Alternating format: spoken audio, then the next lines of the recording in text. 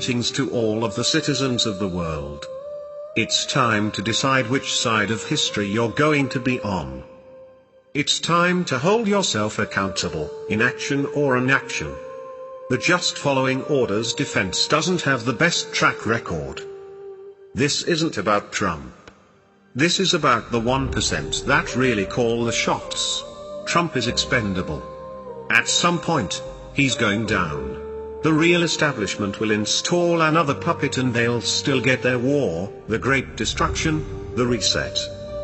Unless of course, you do something big, strike deep, strike in a way that slows down the agenda, discredits their warmongering lies, knocks them off balance, and buys humanity some time.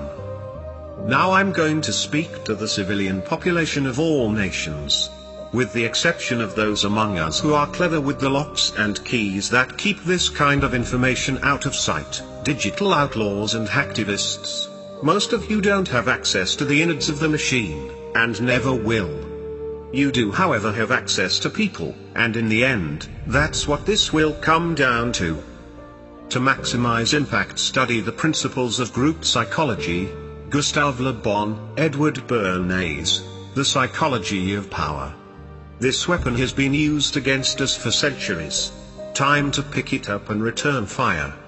Pressure must come from all sides. To stop this war, you will need to study the world view of both the left and the right.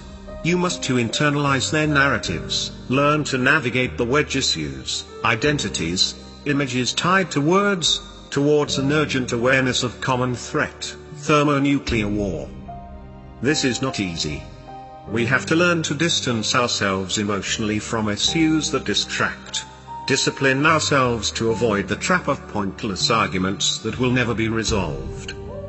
We must choose battles that can be won, and win them by sending more and bigger bullets down range while adjusting fire, not by obsessing over how each volley lands.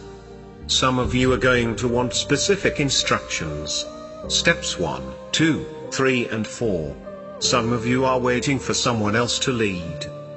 What we need right now, and will need even more in times ahead, are decentralized nodes of leadership operating independently, creatively, with the skills and resources they have, coordinating, amplifying, with other groups.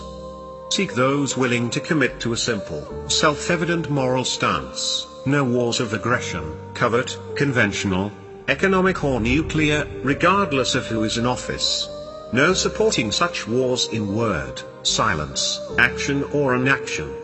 This is a line worth dividing on and an anchor worth unifying on, identifying with. Don't know how to find such people? Start by speaking out. All it takes is one voice to break the conformity principle, to expose the fact that the emperor wears no clothes. Someone else might find their courage because of you. Once you start taking action, you'll start meeting others who are already in the trenches, people with experience and skills you lack, perspectives that clarify things further. Now you can coordinate, synchronize, and amplify.